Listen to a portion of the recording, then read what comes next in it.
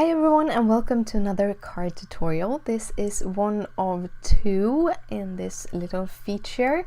This is the card tutorial part, and then you have the coloring part, which will be linked in the description down below, at the end of the video and up in the right corner.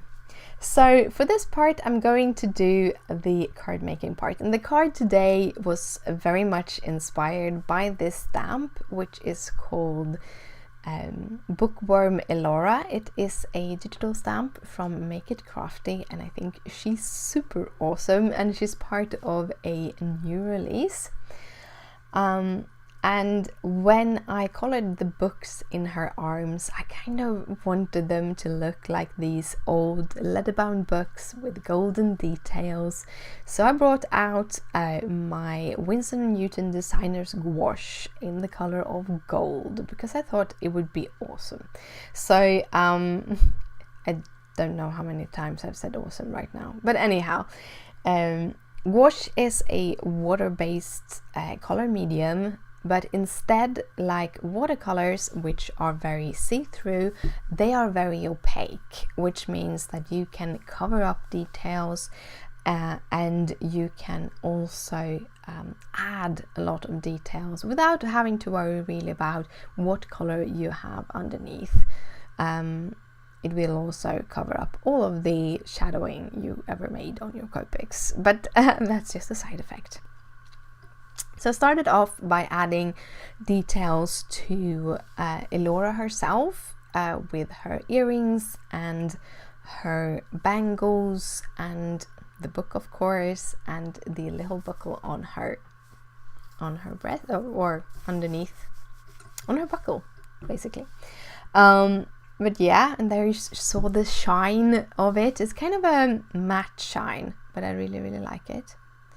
Then I'm gonna cut her out because we're gonna make a card out of her. This is my favorite way of handling most any kind of stamp, and that is cutting them out with a thin white line.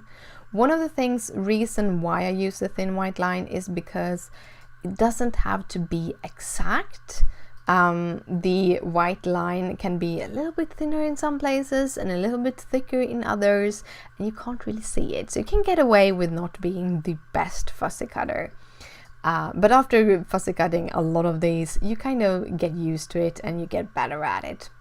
The other reason for adding that little white line is because you will get a natural delimiter towards the card base, so you will have it popping off the front page of your card without having to do any kind of shadowing around it or such.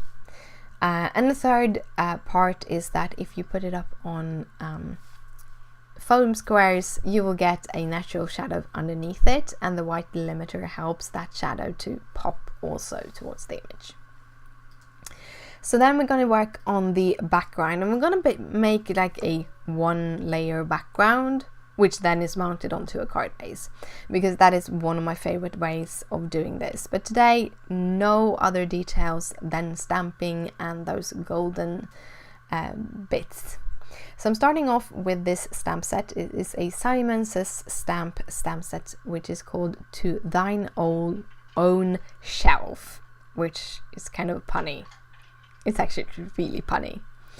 I'm going to combine that with some of my favorite things inks. All of these are hybrid inks, and they come in this teeny tiny cubes, so you can get a whole bunch of them and you can play around with them.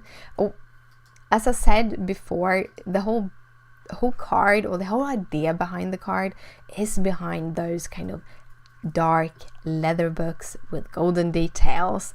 So I have chosen a couple of colors, chocolate brown and like darker green, and I'm stamping them on some craft cardstock, and that will kind of make the ink look a little bit darker than it is again, so you really get that deep dark leather bound.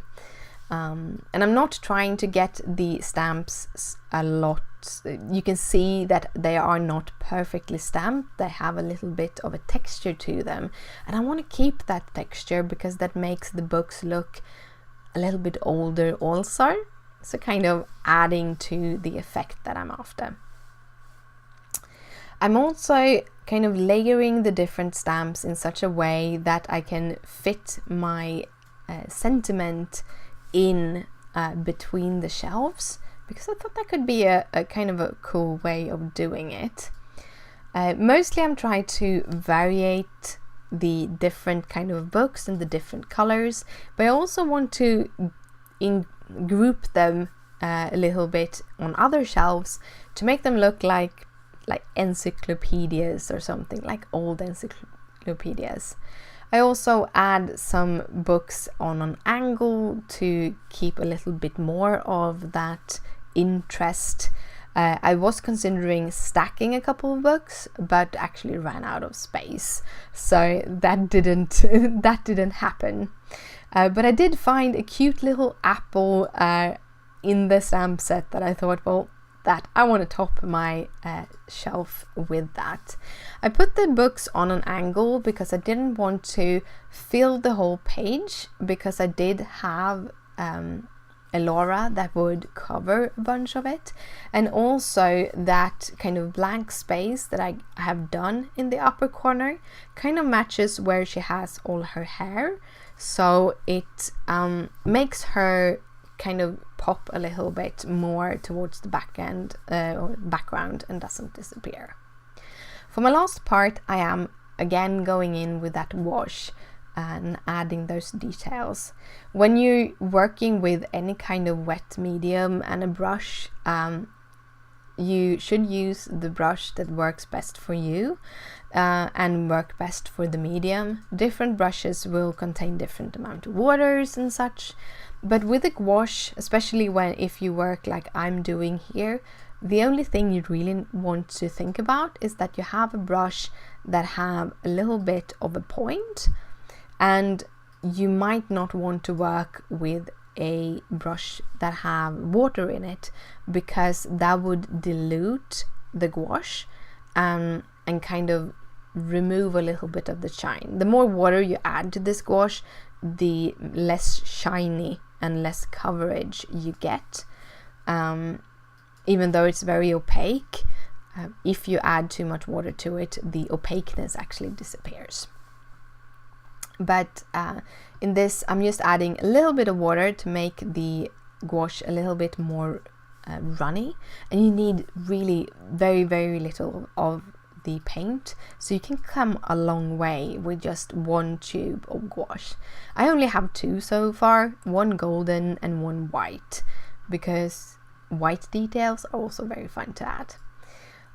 To finish the whole card off, after adding all the gold details for where the books would have the details, I'm also adding golden color into the apple, and I'm choosing to give the apple or leave a little bit of an outline on the apple, because otherwise the gouache might kind of disappear a little bit into the craft cardstock, because they have very similar value, kind of darkness.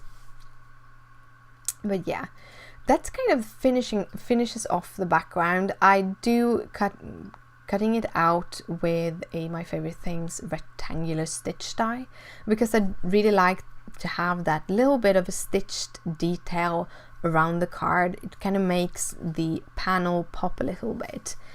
And to finish it off, I'm using some chocolate brown cardstock, which I make my card base out of, to give that little teeny tiny mat around it, also around the card. So you get like a double mat, one mat that is the little stitched area and one mat which is the card.